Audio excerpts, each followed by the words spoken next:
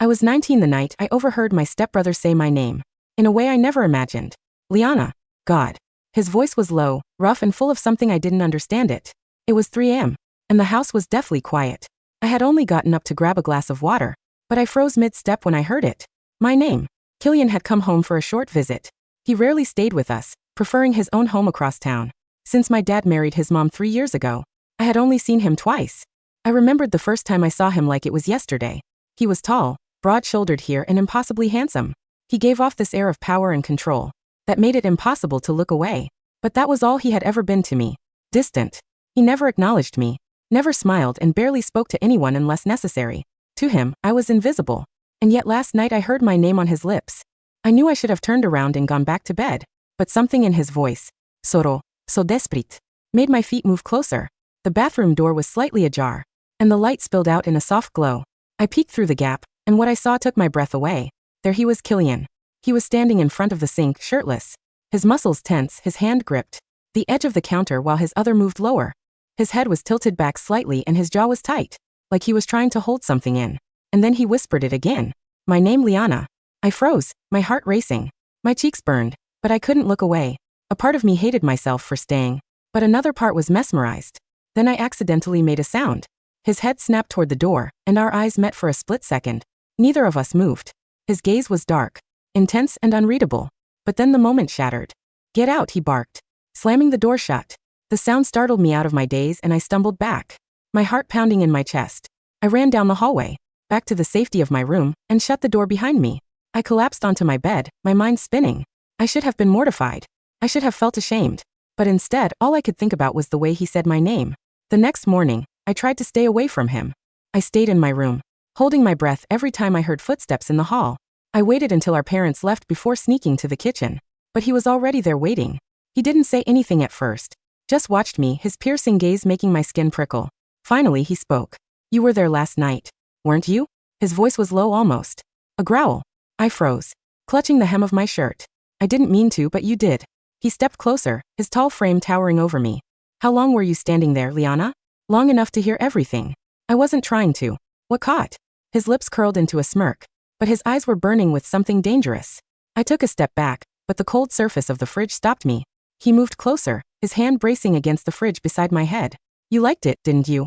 Murmured, his voice dropping to a whisper. Hearing me say your name like that, my breath hitched. Killian, stop. What's wrong, he asked, his tone teasing but sharp. You're blushing. Your legs are shaking.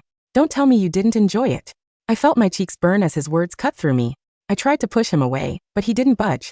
You stood there and watched. He continued, his voice dark and smooth. And now you can't stop thinking about it. Can you, Killian? Please, I whispered, though I didn't even know what I was baking for. For a moment, his eyes softened and I thought he might step back.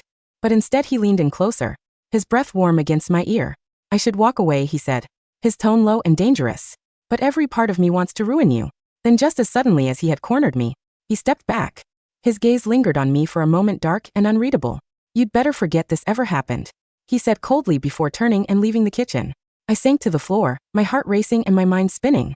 What had just happened? I couldn't get his voice out of my head. The way his words had made my skin burn. I hated myself for the way I had reacted, the way my body had betrayed me. But no matter how hard I tried, I couldn't stop thinking about him, about the way he had looked at me, the way he had leaned and so close I could feel the heat of him. That night, I lay in bed, restless and unable to sleep. Thoughts kept drifting back to the kitchen, to the way his hand had braced against the fridge, trapping me. I closed my eyes and took a shaky breath, trying to push the memory away, but it was useless. No matter how wrong it was, I couldn't stop wanting him. Sometime after midnight, I heard a knock at my door. My heart jumped into my throat. I sat up in bed, my breath catching. I already knew who it was. Billion. I hesitated for a moment, my hand hovering over the doorknob. Every instinct told me to lock the door and pretend I was asleep, but I couldn't. I opened the door and there he was. His shirt was unbuttoned, barely hanging off his shoulders. His belt was loose and his pants sat low. On his hips, his chest rose and fell as though he had just run a mile. But it wasn't exhaustion on his face. It was hunger. His stormy gray eyes locked onto mine. And for a moment, it felt like the entire world had stopped. Killian, I whispered, my voice trembling. He didn't say anything. He just stepped into the room, closing the door behind him. The soft click of the lock engaging echoed through the silence of my bedroom like a gunshot. It was a sound of finality. There was no going back now. Killian didn't move toward me immediately. He stood by the door, his hand still resting on the knob, his chest heaving. The hallway light was cut off, leaving us in the silvery shadows cast by the moonlight filtering through my blinds. It sliced across his face, highlighting the sharp angle of his jaw and the chaotic darkness of his eyes. "I tried," he said, his voice rough like gravel grinding against glass. "I went to my car. I put the key in the ignition. I was going to leave." My heart hammered against my ribs, a frantic bird trapped in a cage. "Why didn't you?" He pushed off the door, taking a slow, predatory step toward me. The air in the room seemed to vanish, replaced by his overwhelming presence. "Because I'm a liar, Liana. I told you I wanted to ruin you, but the truth is, I think you're the one ruining me." I took a step back, my calves hitting the edge of my bed. I had nowhere left to go. "Killian, our parents are down the hall." "I don't care." He closed the distance in 2 long strides. He stopped inches from me. He smelled of night air, rain, and that unique, masculine scent of cedar and musk that was entirely him. The heat radiating off his bare chest was intoxicating. I looked up, meeting his gaze, and saw the war waging behind his eyes, desire battling restraint. Restraint was losing. "Tell me to leave," he whispered, his hand coming up to cut my jaw. His thumb brushed over my bottom lip, dragging it down slightly. The touch sent a jolt of electricity straight to my core. "Tell me to get out, Liana, and I swear to God I will." I opened my mouth to say the words. "Go. Leave. This is wrong." He was my stepbrother. He was dangerous. He was everything I shouldn't want. But my body betrayed me. Instead of pushing him away, I leaned into his touch. My hands, acting on their own accord, reached out and rested on his bare waist. His skin was scorching hot, his muscles hard as iron beneath my fingertips. "I don't want you to go," I breathed. Something snapped in him. A low growl ripped from his throat as his other hand tangled into my hair, tilting my head back. He didn't kiss me, he devoured me. His mouth crashed onto mine with a hunger that bordered on violence, demanding and possessive. It was a kiss of pent-up frustration, of 3 years of silence and stolen glances. I gasped, and he used the opportunity to deepen the kiss, his tongue sweeping into my mouth, claiming me. My knees gave out, but he caught me, his arm sweeping around my waist to haul me flush against him.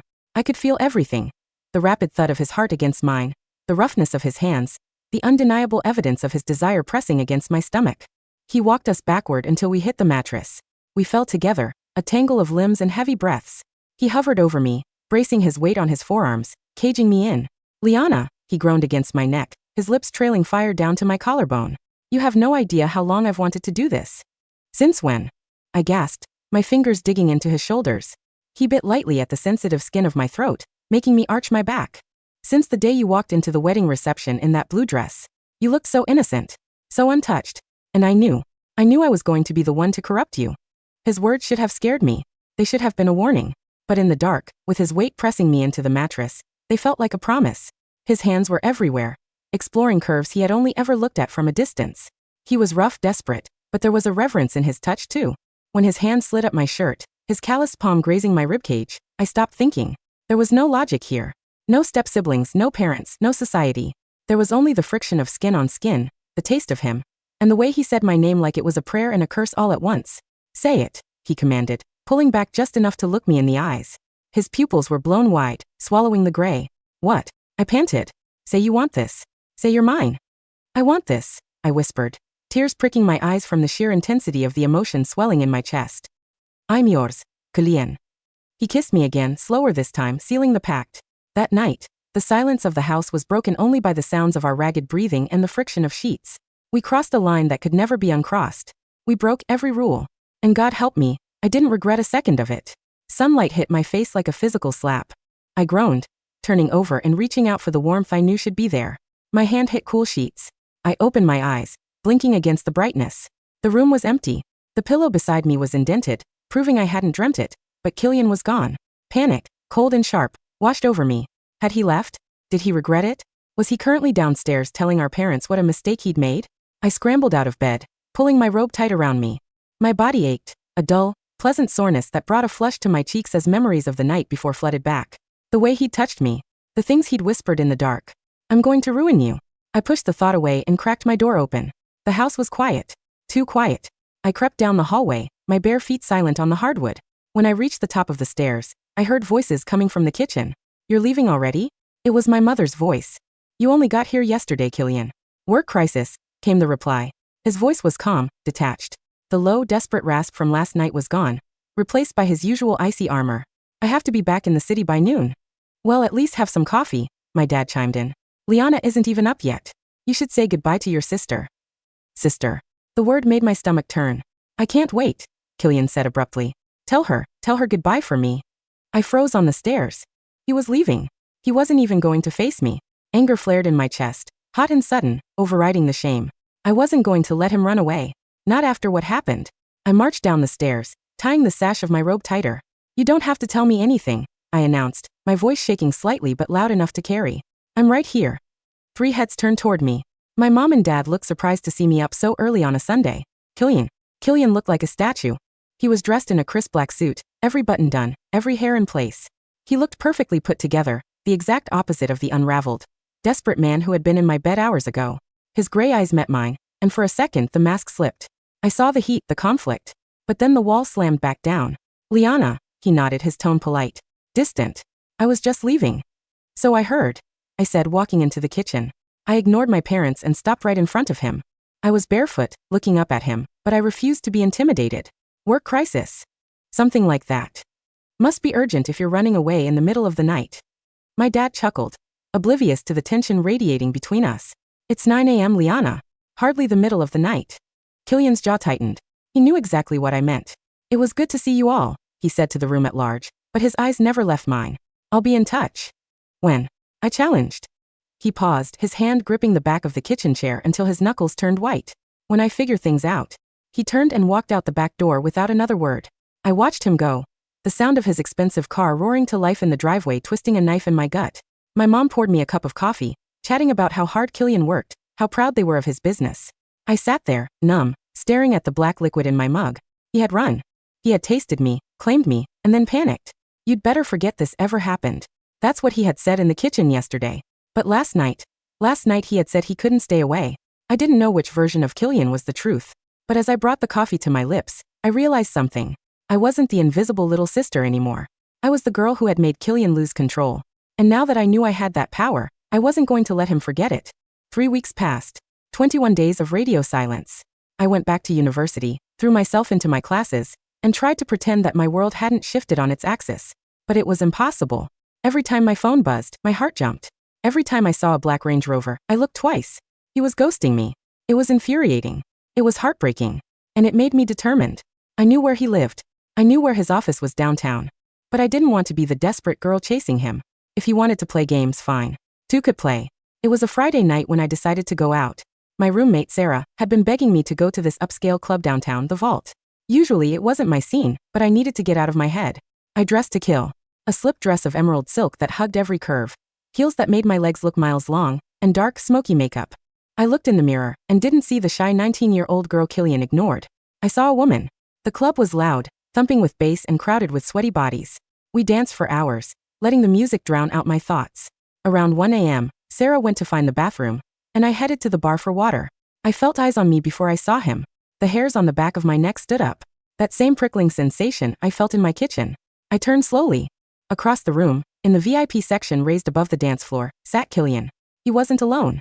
There were men in suits around him, bottles of expensive champagne on the table. But he wasn't looking at them. He was looking at me. Even from this distance, his gaze was physical. He looked furious. His hand was clenched around a tumbler of whiskey, his posture rigid. I held his gaze, lifted my chin, and turned my back on him. I felt a perverse sense of victory. I knew he was watching. I started to dance again, swaying my hips to the music, letting a guy who had been eyeing me buy me a drink. I didn't want the guy, but I wanted Killian to see. It took less than 5 minutes. A large hand clamped around my upper arm. I didn't need to look to know who it was. The heat was familiar. The grip was possessive. We're leaving, Killian growled in my ear. I yanked my arm away, turning to face him. He looked terrifying and breathtaking. I'm busy. You're playing with fire, Liana. You're the one who ran away. I shouted over the music. You don't get to tell me what to do.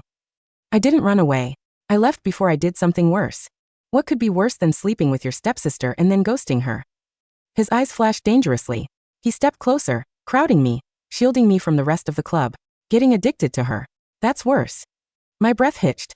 Come with me, he said, his voice dropping to that low register that made my knees weak. Please. The please broke me. I nodded. He took my hand, not my arm, my hand, and interlaced our fingers. He led me through the crowd, his body clearing a path, shielding me from anyone who tried to get close. We walked out into the cool night air. His car was waiting at the curb. He opened the door for me and I slid in. The drive to his penthouse was silent, the tension thick enough to choke on. When we arrived, he didn't take me to the bedroom. He took me to the living room, pouring himself a drink with shaking hands. I tried to stay away, he said, staring out the floor-to-ceiling windows at the city skyline. I told myself, you're young. You have your whole life ahead of you. You don't need my darkness, my baggage.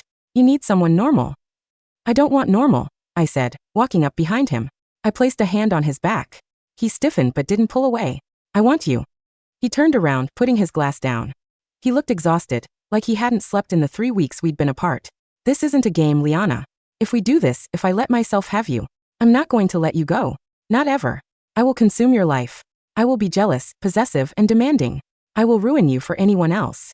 Good, I whispered, stepping into his space. Ruin me. He groaned, a sound of pure defeat, and pulled me into his arms. This time the kiss wasn't frantic. It was deep, slow, and devastatingly intimate. It was acclaiming. You have no idea what you've signed up for, he murmured against my lips. Teach me, I challenged. The next few months were a blur of secrecy and intensity. We fell into a rhythm. During the week, I was the diligent college student. On weekends, I told my parents I was staying at the library or with friends, and I would disappear into Killian's world. His penthouse became my sanctuary. I learned things about him that no one else knew. I learned that he had insomnia, that he played the piano when he thought no one was listening, that he had a scar on his hip from a motorcycle accident when he was 20. I also learned that he hadn't been joking about his possessiveness. He hated when I went to parties. He hated when guys talked to me. He checked in on me constantly. In any other relationship, it might have felt stifling. But with Killian, knowing how cold he was to the rest of the world, his obsession felt like a shield. But living a double life was exhausting. The guilt was a constant companion. Dinner with our parents became a torture session. Sitting across the table from Killian, passing the salt to the man whose name I screamed into his pillows 2 nights prior, felt deceptive and dangerous. My mother suspected something was off with me, but she thought it was stress from school. She had no idea that the source of my stress was sitting right next to her, discussing stock portfolios with my father. The cracks started to show in November. Thanksgiving was coming up.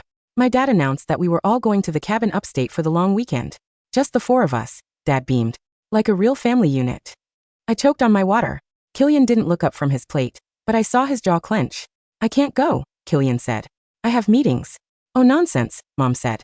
You work too hard. Liana will be there. You two barely talk anymore. It'll be good for you to bond. I nearly laughed hysterically. Bond. If she only knew. I'll be there, Killian said suddenly, his eyes flicking to me. A challenge. The cabin was small. Intimate. Thin walls. Great, I managed to squeak out. Later that night, I cornered him in the driveway as he was leaving. Are you crazy? I hissed. The cabin? We can't keep our hands off each other for 5 minutes, Killian. They're going to catch us. He leaned against his car, lighting a cigarette. He only smoked when he was stressed. I couldn't stand the thought of you being up there alone. No cell service. And I know your dad invited his business partner's son, the one who's been asking about you. Mark? He's harmless. He's a man. And he wants you. I don't like it. So you're risking everything because you're jealous? He took a drag, blowing the smoke into the night air. His eyes were dark. I never said I was a good person, Liana. I told you. I'm possessive. This is going to blow up in our faces. Let it, he said, tossing the cigarette and crushing it under his boot.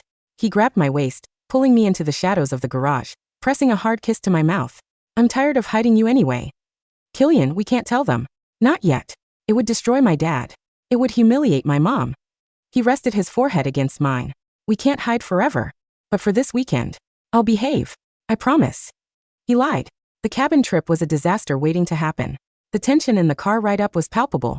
Every time Killian shifted in the seat, I felt it. Every time he looked in the rearview mirror and caught my eye, my pulse spiked. The cabin was beautiful, rustic and isolated, surrounded by snow-dusted pines. But the walls were paper-thin. The first night was torture. We played board games by the fire. My dad and Killian drank scotch. I sat on the rug, trying to focus on anything other than Killian's hands. The hands that knew every inch of my body. Mark, the business partner's son, arrived the next day. He was nice, blandly handsome, polite, safe. He brought me hot cocoa. He asked about my classes. Killian watched him like a wolf watching a sheep. So Liana, Mark said during lunch, your dad tells me you're studying art history. That's fascinating. It's okay, I mumbled. She's brilliant at it, Killian interjected, his voice smooth but with an underlying edge. She has an eye for beauty. She notices things others miss. Mark looked surprised that Killian spoke. That's great. Maybe you can show me around the trail later? I hear the view is amazing. I'd love to, I said, mostly to escape the suffocating intensity of Killian's gaze. The sound of silverware hitting china echoed. Killian had dropped his fork. Be careful, he said, staring at Mark. The trails are icy. Easy to slip and fall. It sounded like a threat. I went on the walk with Mark. It was fine. Boring. But when we got back, Killian was chopping wood outside. He was in just a t-shirt despite the cold, his muscles flexing with every swing of the axe. Mark went inside to warm up. I walked over to Killian. Subtle, I said, crossing my arms. He swung the axe down, splitting a log in one clean stroke. He didn't look at me. I don't do subtle. He's nice. He's boring. And he was looking at your chest the whole time. He was not. I saw him. Killian finally looked at me, sweat glistening on his brow. Go inside, Liana, before I do something that will definitely get us caught. Like what? I taunted, feeling reckless. He dropped the axe. In 2 steps he had me pressed against the side of the wood shed, out of sight from the main house. His mouth found mine, hot and tasting of cold air and jealousy. He kissed me until I was dizzy, his hands roaming over my coat, trying to get closer. Killian, I gasped, pulling away. My dad is in the kitchen. He can see the shed. Let him look, he growled against my neck. Stop, please. He pulled back, breathing hard. He rested his head back against the wood, closing his eyes. You're killing me, Liana. We have to be careful. I can't be around him. I can't watch him flirt with you. Then don't watch. I can't take my eyes off you. That's the problem. That night the snowstorm hit. The power went out. The cabin was plunged into darkness. We lit candles. The atmosphere shifted from tense to intimate. My parents went to bed early, leaving Killian and me alone in the living room with the dying fire. You should go to bed, he said softly. I'm not tired. He looked at me, the firelight dancing in his eyes. Come here. I went to him. I sat on the couch beside him. He pulled me into his lap, burying his face in my hair. We didn't do anything more than hold each other. It was dangerous, reckless, and stupid. Anyone could have walked down the stairs. But for the first time, it wasn't just lust. It was comfort. It was belonging. I love you, he whispered into the darkness. It was the first time he'd said it. My heart stopped. Killian. I know. It's messed up. I know I shouldn't. But I do. I love you, Liana. More than I've ever loved anything. I love you too, I cried softly. We fell asleep like that, wrapped in each other's arms on the couch. We woke up to the sound of a scream. It was my mother. She was standing at the bottom of the stairs, clutching her robe, her face pale with shock. The sun was streaming in. The fire was dead. And Killian and I were tangled together on the couch, his hand under my shirt, my leg thrown over his. There was no explaining this away. No, we fell asleep watching a movie. The intimacy of our position was undeniable. Killian woke up instantly. His arm tightened around me protectively before he even opened his eyes. He saw my mother, saw her horror, and his expression hardened. He didn't scramble away. He didn't apologize. He sat up slowly, pulling me up with him, keeping his arm firmly around my waist. Mom, I whispered, my voice trembling. Get away from him, she whispered, her voice shaking. Liana, get away from him right now.